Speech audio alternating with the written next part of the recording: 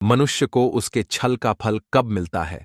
जय श्री कृष्ण प्रिय मित्रों, आप सभी का एक बार फिर से स्वागत है। आज हम आप सभी को एक अलौकिक कथा का श्रवण कराने जा रहे हैं। मित्रों, इस कथा को भगवान श्री कृष्ण ने देवर्षि नारद जी को सुनाया था। प्रिय श्रोतागण, आज की जो कथा है बहुत ही सुंदर है। इस कथा का श्रवण करने मात्र से ही आपके सभी दुख दूर हो जाएंगे। आप सभी से निवेदन है कि कथा को प्रारंभ से अंत तक अवश्य सुने। आप सभी इस बात को भली भांति जानते हैं कि आधा अधूरा ज्ञान आपके जीवन के लिए घातक साबित हो सकता है। मैं जगत कल्याणनी श्री राधा जी से हाथ जोड़कर प्रार्थना करता हूं कि जो भी श्रोतागण इस कथा का सच्चे मन से श्रवण कर रहे हैं, आप उनकी सभी मनोकामनाएं पूर्ण कर देना और उनके घर को खुशियों से भर देना। तो चलिए मित्रों, आपका ज्यादा समय नष्ट न करते हुए कथा को प्रारंभ करते हैं। मित्रों, एक दिन भगवान श्री कृष्ण द्वारिका नगरी में अपने स्वर्णिम सिंहासन पर विराजमान थे। उनके मुखमंडल की आभा सारे महल को सुखमय बना रही थी और उनके पीतांबर वस्त्र पूरे महल को मानो प्रकाशित कर रहे हों। तभी उनके पास नारायण का जाप करते हुए देवर्षि नारद जी आते हैं और भगवान श्री कृष्ण को प्रणाम करते हैं। नारद जी का अभिवादन करते हुए भगवान श्री कृष्ण कहते हैं, आइए नारायण भक्त, द्वारिका नगरी में आपका स्वागत है। अवश्य ही आप कोई अत्यंत महत्वपूर्ण समाचार लेकर आए होंगे। भगवान श्री कृष्ण की बात सुनकर देवर्षि नारद जी कहते हैं, हे प्रभु, मैं कोई समाचार लेकर नहीं आया हूं, अपितु मैं तो आपके पास एक प्रश्न लेकर आया हूं। तभी भगवान श्री कृष्ण मंद मुस्कान के साथ बोले, हे देवर्षि, कहिए आप क्या प्रश्न लेकर आए हैं। आप हमें निसंकोच होकर बताइए, हम आपके प्रश्न का उत्तर अवश्य देंगे और आपके व्याकुल मन को शांत करेंगे। देवर्षि नारद जी अपना प्रश्न बताते हुए कहते हैं, हे प्रभु, मनुष्य को सृष्टि के रचयिता भगवान ब्रह्मा जी ने बल दिया है, सामर्थ्य और बुद्धि दी और समस्त योनियों से श्रेष्ठ बनाया है। उसके बाद भी वह दूसरों के साथ छल क्यों करता है? क्या उसे उसके द्वारा किए गए छल का फल नहीं मिलता? नारद जी का प्रश्न सुनकर भगवान श्री कृष्ण कहते हैं, हे देवर्षि, आज आपने अत्यंत ही महत्वपूर्ण प्रश्न किया है। मैं आपके इस प्रश्न का उत्तर एक अत्यंत ही सुंदर कथा के माध्यम से देना चाहता हूं। मित्रों, कथा सुनाते हुए भगवान श्री कृष्ण कहते हैं, हे देवर्षि, द्रविण देश में एक अत्यंत ही सुंदर राज्य था। उस राज्य में जयदत्त नाम का एक व्यापारी रहता था। वह भगवान शिव जी का परम भक्त था। एक दिन जयदत्त ने अपने मन में विचार करके व्यापार शुरू करने का निर्णय लिया और वह अपने साथ 5 सोने की मुद्राएं लेकर दूसरे राज्य की ओर चल देता है। चलते चलते वह बहुत थक गया था और सूर्य अस्त होने वाला था, किंतु इसके बाद भी जयदत्त ने अपने कदम नहीं रोके। वह लगातार अपने मार्ग पर आगे बढ़ता चला जा रहा था। तभी अचानक से उसने पीछे मुड़कर देखा तो उसे एक सन्यासी महात्मा दिखे जो उसकी ओर ही आ रहे थे। सन्यासी महात्मा को अपनी ओर आता देख जयदत्त ने सोचा, शायद यह सन्यासी महात्मा भी किसी दूसरे राज्य की ओर जा रहा है, तो क्यों ना इनसे मिला जाए। यदि 2 लोग साथ में रहेंगे तो यात्रा आसानी से कट जाएगी। यह सोचकर वह उस सन्यासी महात्मा के पास गया और उन्हें प्रणाम करते हुए बोला, हे मुनिवर, आप कहाँ जा रहे हैं मित्रों? साधु महात्मा उसके प्रश्न का उत्तर न देते हुए उससे पूछते हैं, हे पुत्र, आप कहाँ जा रहे हो? जयदत्त साधु महात्मा के पूछने पर कहता है, हे मुनिवर, मैं बहुत संकट में हूं। मैं दूसरे राज्य जाकर व्यापार करना चाहता हूं। मेरे पास 5 सोने के सिक्के हैं जिन्हें लेकर मैं दूसरे राज्य में व्यापार करने जा रहा हूं। इतना कहकर वह चुप हो गया। फिर साधु महात्मा और जयदत्त खामोशी से चलने लगे। कुछ समय बाद जयदत्त को यह चुप्पी बहुत भारी लगने लगी। इसीलिए उसने सन्यासी महात्मा से कहा, हे मुनिवर, कृपया आप मुझे एक ऐसी कहानी सुनाइए जो न केवल मेरे सफर को सुखद बना दे बल्कि मेरे उदास मन को भी सुकून प्रदान करे। जयदत्त की यह बात सुनकर सन्यासी महात्मा ने कहा, बेटा, मैं कहानियां सुना सकता हूं, लेकिन मुझे मेरी कहानियों के लिए तुम्हें भुगतान करना पड़ेगा और मैं एक कहानी सुनाने के बदले में एक सोने का सिक्का लेता हूं। यह सुनकर व्यापारी जयदत्त सोच में पड़ गया। फिर उसने विचार किया कि क्यों ना एक सिक्का देकर एक कहानी सुनी जाए। क्या पता कहानी सुनने के बाद मुझे दूसरे राज्य में धन कमाने का कोई मार्ग मिल जाए। इसी विचार के साथ उसने साधु महात्मा को एक सिक्का देते हुए बोला, हे साधु महात्मा, आप जो भी कहानी सुनाएं वह सत्य हो। फिर सन्यासी महात्मा कहते हैं, हे पुत्र, तुम दूसरे राज्य में व्यापार करने जा रहे हो। अगर तुम व्यापार नहीं कर सकते तो खाली कभी मत बैठना। जो भी काम मिले उसे कर लेना, चाहे वह कैसा भी काम हो। तुम काम करने के लिए कोई शर्म मत करना। साधु महात्मा की यह बात सुनकर जयदत्त ने कहा, ठीक है मुनिवर, जैसा आप कह रहे हैं हम वैसा ही करेंगे। अब आप कहानी सुनाना प्रारंभ कीजिए। तभी साधु ने कहा, हे पुत्र, मेरी कहानी तो समाप्त हो चुकी है। तो जयदत्त ने कहा, साधु बाबा, यह कैसी कहानी थी? आपने तो हमें एक सीख दी है। तभी साधु महात्मा ने उससे कहा, बेटा, अगर तुम इस सीख को याद रखोगे तो हमेशा लाभ ही पाओगे। चलो ठीक है, मैं तुम्हें एक और कहानी सुनाता हूं, किंतु उसके बदले तुम्हें एक और सोने की मुद्रा देनी होगी। इस बार जयदत्त ने सोच समझकर एक सोने की मुद्रा निकाली और साधु महात्मा के हाथ में दे दी और बोला, आप दूसरी कहानी सुनाइए। फिर साधु महात्मा ने कहा, सुनो पुत्र, कभी भी दूसरे के धन पर धोखे या चालाकी से अपना हक मत जताना। दूसरे की चीज को मिट्टी समझो और अपनी नीयत को कभी खराब मत होने देना। इतना कहकर साधु महात्मा चुप हो गए। फिर जयदत्त ने कहा, आगे की कहानी तो? सन्यासी महात्मा ने जवाब दिया, बेटा, कहानी इतनी ही थी। जयदत्त ने कहा, साधु बाबा, आपने तो इस बार भी सिर्फ सीख ही दी है। मित्रों, एक बार फिर जयदत्त ने साधु को एक सोने की मुद्रा दी और कहा, ठीक है, अब चलिए, आप मुझे क्या सिखाना चाहते हैं? मेरे लिए अगला संदेश क्या है? फिर साधु महात्मा ने कहा, बेटा, जीवन में कभी भी किसी का रहस्य किसी और के साथ मत बांटना। यह मेरा तीसरा संदेश है। और सीख, तुम्हें चाहिए तो तुम अपनी बची हुई दोनों स्वर्ण मुद्राएं मुझे दे दो। मित्रों, साधु महात्मा के कहने पर जयदत्त ने अपनी बची हुई दोनों स्वर्ण मुद्राएं साधु महात्मा को दे दी। फिर साधु महात्मा ने आगे की सीख देते हुए कहा, बेटा, भले ही तुम कितने भी महत्वपूर्ण काम के लिए कहीं जा रहे हो, अगर रास्ते में कोई तुम्हें प्यार से बुलाकर बैठाता है तो उसकी बात अवश्य सुनो और उसे मना मत करना, भले ही इससे तुम्हें कोई नुकसान ही क्यों ना हो। बेटा, मेरा आखिरी संदेश यह है कि दुराचारी स्त्री का कभी जीवन में विश्वास मत करना, क्योंकि उसका मन कब परिवर्तित हो जाए इसका कुछ पता नहीं। मित्रों, अपनी अंतिम सीख देने के बाद सन्यासी महात्मा ने जयदत्त से कहा, बेटा, अब तुम्हारा और मेरा रास्ता अलग अलग हो गया है, अब मैं जाता हूं। फिर जयदत्त ने साधु को प्रणाम करते हुए कहा, हे मुनिवर, मैं आपकी बातों को हमेशा ध्यान में रखूंगा। इतना कहकर वह अपने मार्ग पर चल पड़ा और चलते चलते जयदत्त सोचने लगा कि साधु की कही हुई बातें सही होगी कि नहीं, ये तो पता नहीं, लेकिन ये सीख तो वह बिना स्वर्ण मुद्राओं के भी दे सकते थे। साधु बाबा को स्वर्ण मुद्राओं की क्या जरूरत थी? ऐसे ही विचारों में खोया हुआ जयदत्त दूसरे राज्य की ओर आगे बढ़ता गया। चलते चलते वह चंद्रपुर राज्य में पहुंच गया। मित्रों, उसके पास व्यापार करने के लिए कुछ भी धन नहीं बचा था, इसलिए अब वह व्यापार भी नहीं कर सकता था। फिर उसने उस राज्य में नौकरी करने का निश्चय किया। यह सोचकर वह नौकरी की खोज करने लगा और लोगों से पूछना शुरू कर दिया। तभी उसकी मुलाकात कौशल नाम के एक व्यक्ति से हुई। कौशल ने जब जयदत्त को देखा कि वह नौकरी की तलाश कर रहा है तो उसने जयदत्त को अपने पास बुलाया और उससे कहा कि मेरा नाम कौशल है और मैं इस राज्य के राजा वसुमन के यहाँ काम करता हूँ। मेरी जिम्मेदारी घोड़ों की देखभाल करने की है। मैं कई वर्षों से अपने घर नहीं गया हूँ। महाराज ने मुझे अपने घर जाने की अनुमति दे दी है, किंतु उन्होंने मेरे सामने यह शर्त रखी है कि मैं अपने स्थान पर किसी और को 1 महीने के लिए नौकरी पर लेकर आऊं।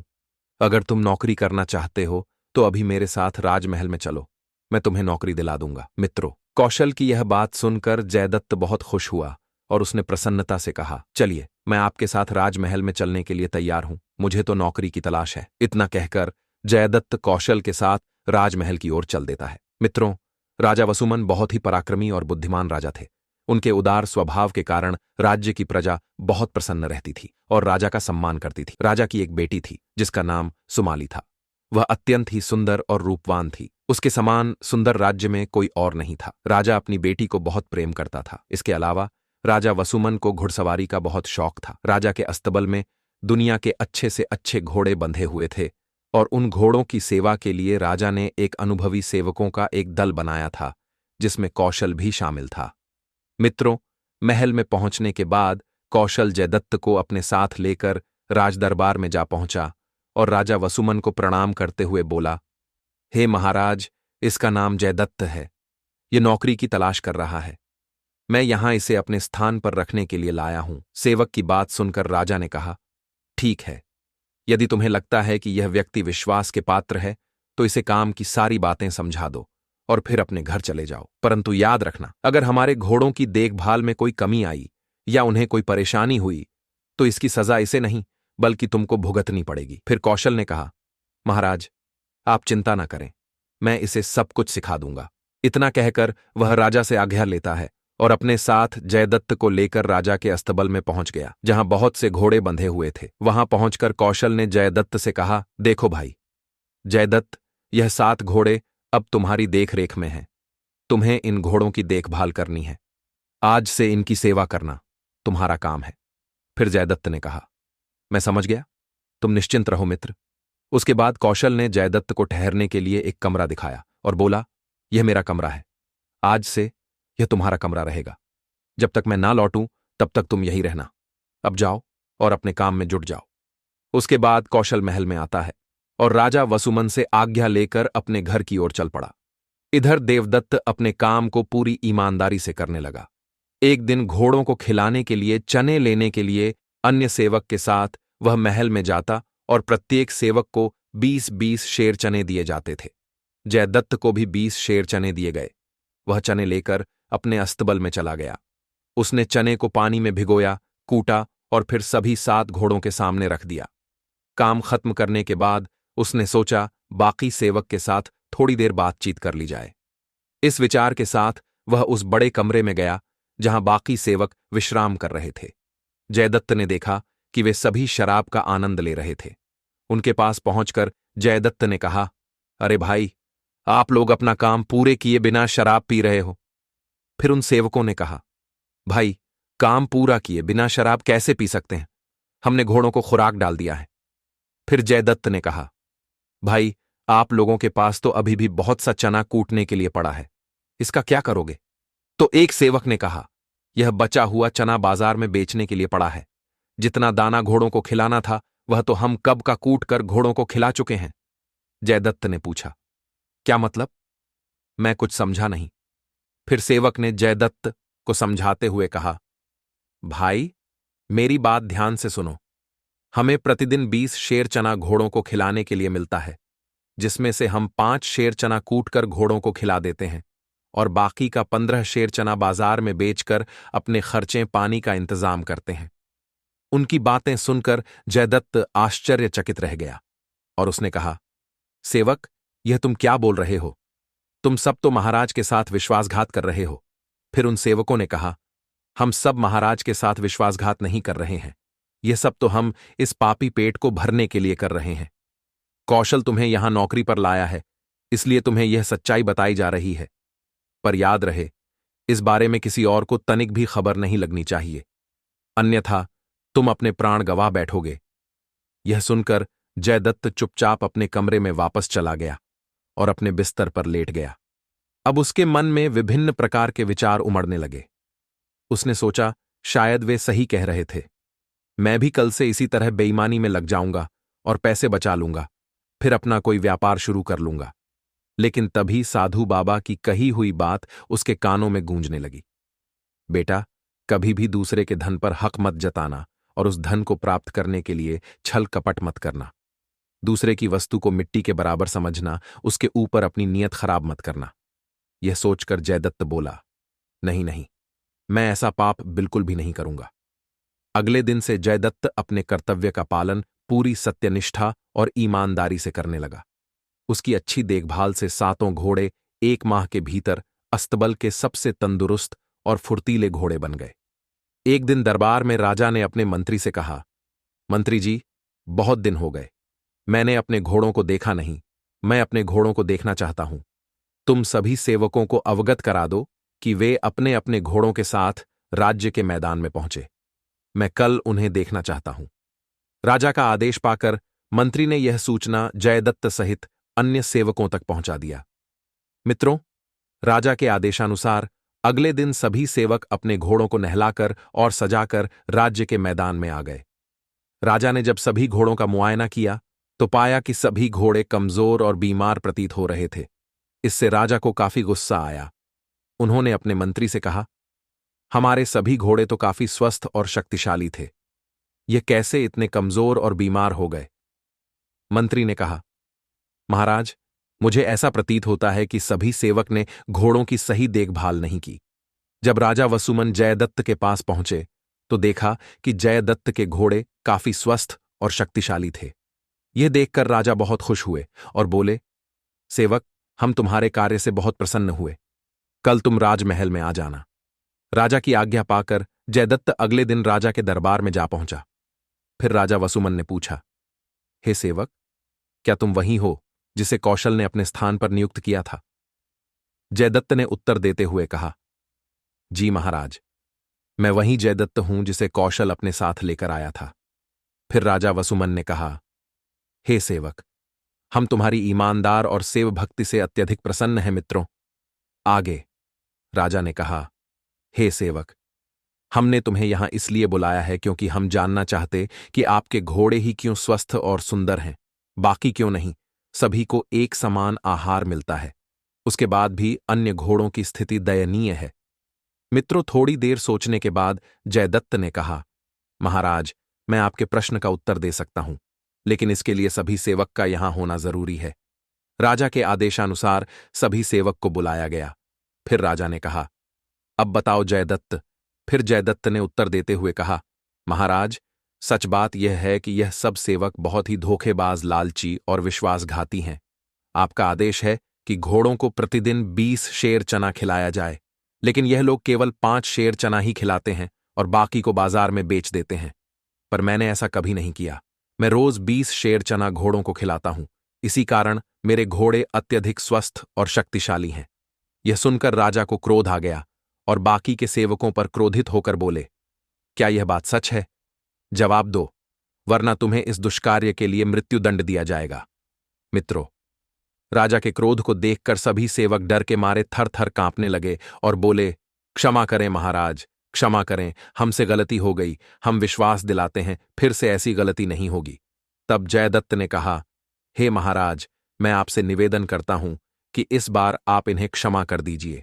जयदत्त के कहने पर राजा ने बाकी सेवक को इस बार के लिए क्षमा कर दिया और जयदत्त से कहा कि आज से हम तुम्हें अस्तबल का मुख्य निरीक्षक नियुक्त करते हैं। आज से तुम्हारा काम इन सभी की हरकतों पर निगरानी रखना होगा। इसके बदले तुम्हें 600 अशर्फियां मिलेंगी और साथ ही भोजन और रहने का स्थान भी मिलेगा। यदि अब की बार इनमें से कोई मुट्ठी भर भी चना गायब करे तो इसकी सूचना मुझे देना। मैं जीवन भर के लिए इन्हें कारागार में डाल दूंगा। फिर राजा ने अपने हाथ से एक हीरे की अंगूठी उतारी और उसे जयदत्त को देते हुए बोले, यह अंगूठी तुम्हें मैं उपहार में दे रहा हूं। इस अंगूठी का प्रयोग करके तुम मुझसे राजमहल में बिना किसी रोक टोक के मिल सकते हो। इसे द्वारपाल को दिखाकर कहीं भी आ जा सकते हो। मित्रों, अंगूठी लेकर जयदत्त राजा का आभार प्रकट करता है। इसके बाद जयदत्त और अन्य सेवक महल से बाहर आ गए। फिर जयदत्त ने उन सेवकों से कहा, देखो, इस बार मैंने तुम्हें बचा लिया है। अगर आगे से कोई गलती हुई तो सख्त सजा मिलेगी। सभी ने एक स्वर में कहा, नहीं भाई, अब कोई गड़बड़ी नहीं होगी। उस दिन के बाद किसी भी सेवक ने घोड़ों के चारे में बेईमानी नहीं की और पूरी निष्ठा से काम किया। इसका परिणाम ये मिला कि घोड़े जल्दी ही स्वस्थ और चुस्त दिखने लगे। यह देखकर राजा बहुत खुश हुआ। मित्रों, समय पूरा होने पर कौशल अपने घर से लौट आया और सभी घोड़ों को इतना स्वस्थ और चुस्त देखकर वह हैरान रह गया। कौशल को देखकर अन्य सेवक ने उसे घेर लिया और पूरी कहानी कह सुनाई कि कैसे जयदत्त ने उनकी बेईमानी पकड़ी और अब वह अस्तबल का मुख्य निरीक्षक बन गया है। उनकी बातें सुनने के बाद कौशल ने एक लंबी सांस ली और बोला, तुम सब चिंता मत करो, मैं लौट आया हूं, जयदत्त को सबक सिखाऊंगा। इतना कहकर वह अपने कमरे में चला गया और जयदत्त के आने का इंतजार करने लगा। कुछ देर बाद जब जयदत्त कमरे में आया तो वह कौशल को देखकर बहुत खुश हुआ और बोला, कहो मित्र, कब आए? घर में सब कुशल मंगल तो है? कौशल ने कहा, अभी कुछ ही देर पहले आया हूं। तुमने तो कमरे को बहुत ही सही ढंग से व्यवस्थित किया हुआ है। इसके बाद दोनों आपस में बातें करने लगे। फिर जयदत्त ने उसे वह सब कुछ बताया जो कुछ भी उसकी अनुपस्थित में घटित हुआ था, जिसे कौशल पहले ही अपने साथियों से सुन चुका था। इसके बाद दोनों भोजन करने के बाद अपने अपने बिस्तरों पर लेट गए। अब तो कौशल को जयदत्त से ईर्ष्या होने लगी थी। वह क्रोध की ईर्ष्या में जल रहा था। उसे नींद नहीं आ रही थी। वह मन ही मन में जयदत्त को सबक सिखाने की सोच रहा था।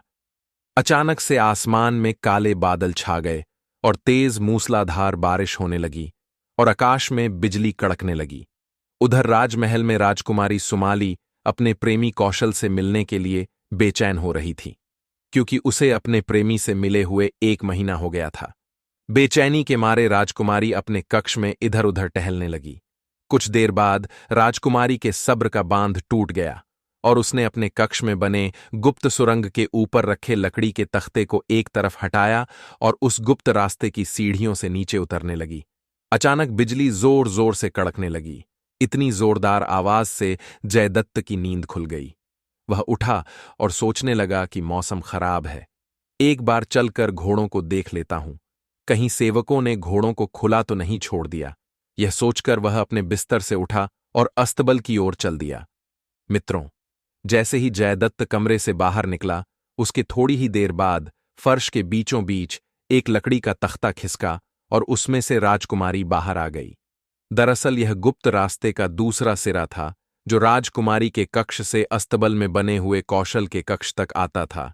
राजकुमारी अपने प्रेमी कौशल से मिलने इसी गुप्त रास्ते से आती थी। मित्रों, राजकुमारी को अचानक से अपने कक्ष में देखकर कौशल घबरा गया और डरते हुए बोला, राजकुमारी, तुम यहां से जल्दी वापस जाओ, यहां जयदत्त है। फिर उसकी नजर जयदत्त के बिस्तर पर गई तो उसने देखा जयदत्त बिस्तर पर नहीं था। तो उसने राजकुमारी से कहा, ना जाने जयदत्त कहाँ चला गया है। इसके बाद कौशल ने राजकुमारी को जयदत्त के बारे में सब कुछ बता दिया। मित्रों, कौशल और राजकुमारी के बीच में प्रेम प्रसंग चल रहा, जिसके बारे में किसी और को कोई सूचना नहीं थी। अपने प्रेमी कौशल की बात सुनकर राजकुमारी ने कहा, तुम चिंता न करो, मेरे रहते हुए तुम्हें कोई कुछ नहीं कह सकता। तुम कल सुबह ही देखना मैं उसे कैसा मजा चखाती हूं। इधर जब जयदत्त अपने घोड़ों का निरीक्षण करने के बाद वापस लौटा तो कमरे के भीतर से आती हुई आवाजों को सुनकर वह आश्चर्यचकित हो गया और कमरे के बाहर ही खड़ा होकर सोचने लगा, इतनी रात को कौशल किस स्त्री से बातें कर रहा है। दरवाजा बंद था, इसीलिए जयदत्त ने सावधानी के साथ चुपचाप खिड़की से भीतर की तरफ झांका तो कमरे के अंदर का दृश्य देखकर वह आश्चर्य में पड़ गया कि इतनी रात को राजकुमारी कौशल के साथ क्या कर रही हैं। फिर उसने सोचा, यह बात मुझे महल में जाकर महाराज से बतानी चाहिए। यह दुष्ट कौशल महाराज के साथ छल कर रहा है। यह सोचकर वह राजमहल की ओर चल देता है। तभी उसके कानों में साधु बाबा की वह तीसरी बात गूंजी, बेटा जयदत्त, अपने जीवन में कभी भी किसी के रहस्य को दूसरों के सामने मत उजागर करना, नहीं तो खुद ही मुश्किल में पड़ जाओगे। जब उसे साधु महात्मा की बात याद आई तो वह फिर अपने कक्ष की ओर लौट आया और कक्ष के बाहर खड़े होकर राजकुमारी के जाने की प्रतीक्षा करने लगा। अंदर कौशल ने राजकुमारी से कहा, राजकुमारी, अब बहुत समय हो गया है, जयदत्त किसी भी क्षण यहां आ सकता है, आप वापस महल में लौट जाइए। इसके बाद राजकुमारी उसी गुप्त मार्ग से वापस चली गई जिससे वह आई थी। फिर कौशल चुपचाप अपने बिस्तर पर लेट गया। इधर जयदत्त ने जब लंबे समय तक इंतजार करने के बाद भी राजकुमारी को कमरे से बाहर आते नहीं देखा तो उसने खिड़की से अंदर झांका। राजकुमारी को ना पाकर और कौशल को आराम से बिस्तर पर लेटे देख वह फिर से आश्चर्यचकित हो गया। सोच विचार कर उसने धीरे से दरवाजा खोला और अपने बिस्तर पर जाकर लेट गया और सोचने लगा कि शायद इस कमरे में कोई गुप्त मार्ग है जहां से राजकुमारी आई और चली गई। फिर उसने सोचा, मुझे इस गुप्त मार्ग का पता लगाना ही होगा। जब कौशल कक्ष में नहीं रहेगा तो मैं उस गुप्त मार्ग का पता लगाऊंगा। दूसरी तरफ राजकुमारी उस गुप्त मार्ग से अपने कक्ष में वापस पहुंच गई। कक्ष में पहुंचकर राजकुमारी सुमाली ने दरवाजा बंद कर लिया और जोर जोर से चिल्लाने लगी, बचाओ बचाओ। उसकी चीख सुनकर सैनिक और राजा वसुमन भागकर राजकुमारी के कक्ष के बाहर पहुंचकर सैनिकों से कहकर दरवाजा तोड़वाया और राजकुमारी के पास पहुंचकर पूछा, क्या बात है बेटी, क्या हुआ, तुम चीख क्यों रही हो? राजकुमारी ने जयदत्त के खिलाफ षड्यंत्र रचते हुए कहा, पिताजी, आपके अस्तबल का मुख्य निरीक्षक अभी अभी मेरे कमरे में आया था। वह मेरी इज्जत लूटना चाहता था, लेकिन जब मैं जोर जोर से चीखने लगी तो वह उस खिड़की से कूदकर भाग गया। राजकुमारी की बात सुनकर राजा को क्रोध आ गया और गुस्से में बोला, बेटी, तुम निश्चिंत रहो, इस घृणित कार्य के बदले मैं उसे कठोर से कठोर सजा दूंगा। फिर राजकुमारी ने कहा, पिताजी, मुझे पूरा यकीन है कि वह आपके द्वारा दी गई अंगूठी का दुरुपयोग करके सैनिकों को दिखा दिया होगा और महल में घुस गया। यह सुनकर राजा के मन में क्रोध की अग्नि दहकने लगी और उसने कहा, बेटी, तुम चिंता मत करो, मैं उसे कड़ी से कड़ी सजा दूंगा। तभी राजकुमारी ने कहा, पिताजी, सिर्फ कठोर दंड से काम नहीं चलेगा, मुझे कल उसका सिर चाहिए, नहीं तो मैं खाना नहीं खाऊंगी। राजा ने कहा, ठीक है बेटी, जैसा तुम कहोगी वैसा ही करूंगा। राजकुमारी मन ही मन सोचने लगी, मेरा द्वारा रचा गया षड्यंत्र सफल हो गया। अब मेरे और कौशल के बीच पनप रही बाधा हमेशा के लिए खत्म हो जाएगी। उसके बाद राजकुमारी निश्चिंत होकर अपने बिस्तर पर सो गई। राजा अपने शयन कक्ष में चले गए, परंतु उनकी आंखों से नींद उड़ चुकी थी। वह सोच रहे थे, कल सुबह मैं जयदत्त को दरबार में बुलाकर मृत्युदंड दे दूंगा। परंतु तभी उनके दिमाग में एक दूसरा विचार आया कि जब दरबार में समस्त दरबारी और मंत्रीगण जयदत्त के मृत्युदंड देने का कारण पूछेंगे तो उन्हें क्या जवाब दूंगा। यदि मैंने उनके सामने ये सब बातें बताईं तो मेरी बदनामी होगी।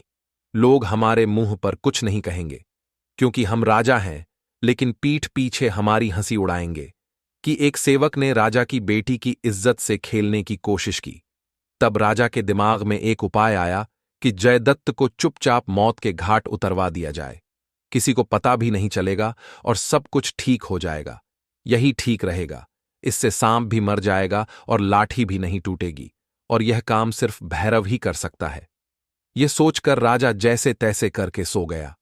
सुबह होते ही राजा शिकार करने के बहाने से महल से बाहर निकल गया। मित्रों, राजा का मुख्य उद्देश्य भैरव से मिलना था। संयोगवश भैरव राजा वसुमन को मार्ग में ही दिख गया। राजा ने उससे कहा, भैरव, कहां जा रहे हो मित्रों? राजा वसुमन को देखकर भैरव पहले तो घबरा गया, फिर उसने राजा को प्रणाम किया और पूछा, हे महाराज, आप अकेले कहां जा रहे हैं? तो राजा ने कहा, भैरव, मैं तुम्हारे पास ही आ रहा था। मुझे एकांत में तुमसे कुछ महत्वपूर्ण बात करनी है। भैरव राजा को एकांत और निर्जन स्थल पर ले गया और बोला, महाराज, यह सबसे सुरक्षित स्थान है, कहिए आप क्या बात करना चाहते हैं? राजा ने कहा, भैरव, तुम्हें एक व्यक्ति का सिर काटना है, पर इस कार्य की भनक किसी को नहीं लगनी चाहिए। राजा के मुख से यह शब्द सुनकर भैरव सन्न रह गया और उसने कहा, यह आप क्या कह रहे हैं? राजा ने कहा, मैं बिल्कुल सही कह रहा हूं। थोड़ी देर में मैं तुम्हारे पास एक व्यक्ति को भेजूंगा। तुम उसे मृत्यु के घाट उतार देना। उसके कुछ देर बाद एक अन्य व्यक्ति तुम्हारे पास आएगा। तुम उस सिर को एक वस्त्र में लपेटकर उस व्यक्ति को सौंप देना और धड़ को जमीन में एक गड्ढा खोदकर मिट्टी से ढक देना। यह मेरा आदेश है। मैंने जैसा कहा वैसा ही तुम्हें करना होगा। इसके बदले में तुम्हें मनचाहा इनाम मिलेगा। यदि तुमने कोई चालाकी दिखाने की कोशिश की तो तुम्हें मृत्युदंड दिया जाएगा। अब अपने घर जाओ और उस व्यक्ति के आने का इंतजार करो। इतना कहकर राजा अपने महल में वापस लौट आया और अपने कक्ष में पहुंचकर उसने अपने एक सैनिक को बुलाया और आदेश दिया कि जाओ, निरीक्षक जयदत्त को मेरे पास बुलाकर लाओ। राजा का आदेश पाकर सैनिक जयदत्त को बुलाकर ले आया। जयदत्त राजा के सामने उपस्थित हुआ और राजा को प्रणाम करते हुए बोला, कहिए महाराज, मैं क्या सेवा कर सकता हूं? फिर राजा ने बहुत ही विनम्रता से उसके प्रति षड्यंत्र रचते हुए कहा, जयदत्त, मैं तुमसे एक विशेष काम लेना चाहता हूं और मुझे विश्वास है कि वह केवल तुम ही कर सकते हो। जयदत्त ने कहा, महाराज, मेरे लिए क्या आज्ञा है? मैं आपके लिए कुछ भी करने को तैयार हूं। राजा ने मुस्कुराते हुए कहा, मुझे तुमसे यही आशा थी। तुम इसी समय हमारे महल के बाहर दक्षिण दिशा में 4 मील की दूरी पर जाओ। वहां तुम्हें भैरव नाम का एक व्यक्ति मिलेगा। उससे कहना कि मैंने तुम्हें भेजा है, और फिर वह तुम्हें जो भी चीज दे उसे तुम चुपचाप लेकर चले आना और मुझे दे देना। लेकिन ध्यान रहे, इस बात की किसी को खबर नहीं होनी चाहिए। जयदत्त ने कहा, महाराज, आप निश्चिंत रहे। आपका आदेश मेरे लिए सर्वोपरि है। इतना कहकर वह राजा से अनुमति लेता है और महल के बाहर दक्षिण दिशा की ओर चल देता है। परंतु उसके मन में यह शंका उत्पन्न होने लगी कि आखिर राजा ने मुझे ही क्यों भेजा? मैं तो अभी अभी आया हूं। राजा के पास तो मुझसे भी ज्यादा विश्वसनीय और वफादार लोग हैं। फिर उसके मन में दूसरा विचार आया, मुझे इस विषय में ज्यादा नहीं सोचना चाहिए। मुझे अपने काम से मतलब रखना चाहिए। वह अपने मार्ग पर चलने लगा। अभी वह कुछ ही दूर पहुंचा था कि उसे एक पेड़ के नीचे कुछ साधु बैठे दिखाई दिए। वे आपस में चर्चा कर रहे थे। जयदत्त उनके पास जाकर खड़ा हो गया। उसी समय एक साधु ने कहा, बेटा, खड़े क्यों हो? हमारे साथ बैठो और थोड़ी देर के लिए धार्मिक चर्चा में भाग लो। जयदत्त ने कहा, हे महात्मा, मुझे माफ कीजिए। मैं किसी आवश्यक कार्य से जा रहा हूं, इसलिए मैं बैठ नहीं सकता। इतना कहकर वह आगे बढ़ने लगा। तभी उसे साधु महात्मा की बात याद आ गई और उसके कानों में उनकी बात गूंज उठी। बेटा, चाहे तुम किसी भी जरूरी काम से क्यों ना जा रहे हो, अगर रास्ते में कोई प्यार से बात करे तो उसकी बात अवश्य सुनना, उसे मना मत करना, चाहे तुम्हारा कितना भी नुकसान क्यों ना हो। इस विचार के साथ ही जयदत्त साधुओं के बीच बैठ गया और उनकी धार्मिक चर्चा को सुनने लगे। इधर महल में राजा ने सैनिक से कहकर कौशल को बुलावा भेजा।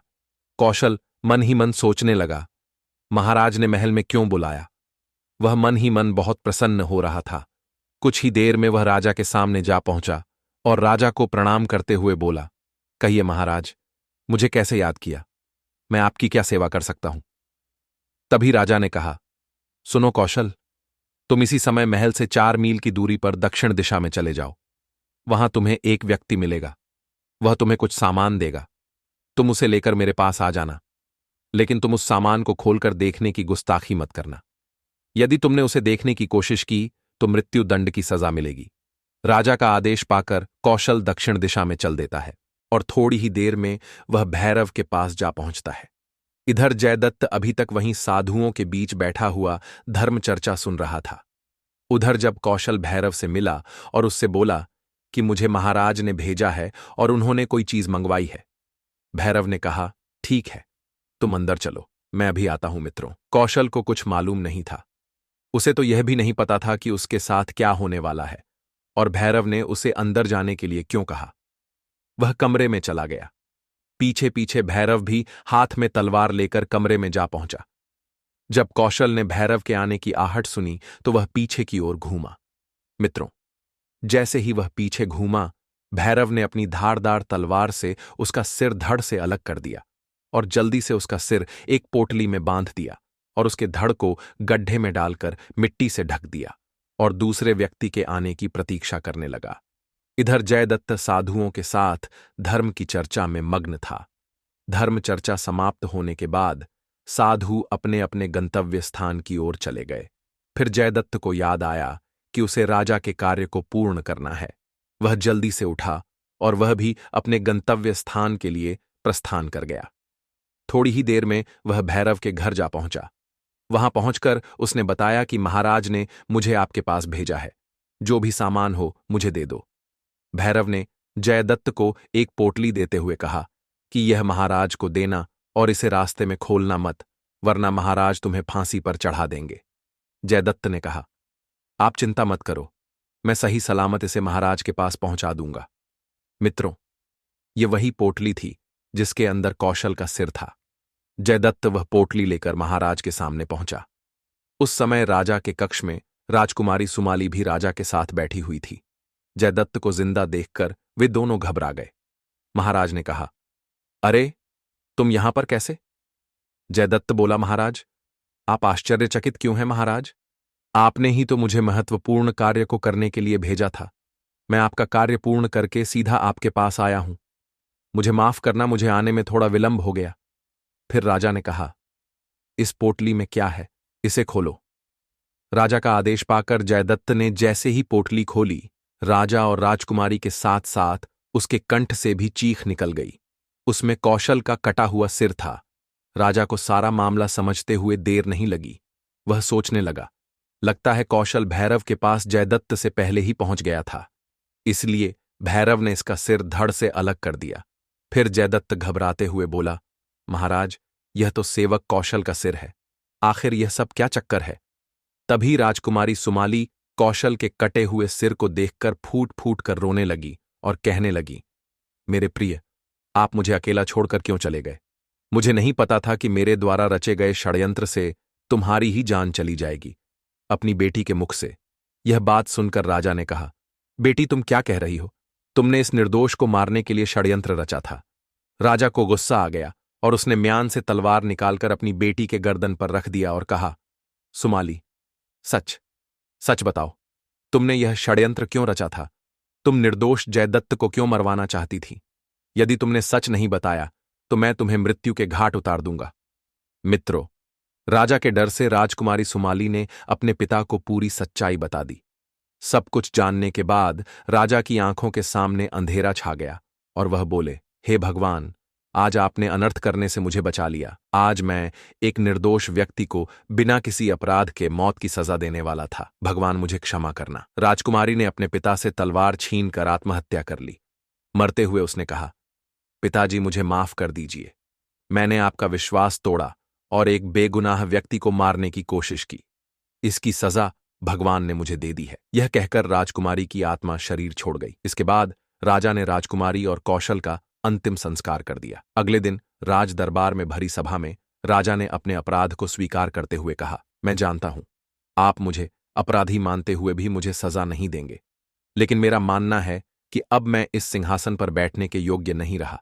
इस कारण मैं आज यह घोषणा करता हूं कि आज से इस राज्य के सिंहासन पर जयदत्त विराजमान होगा।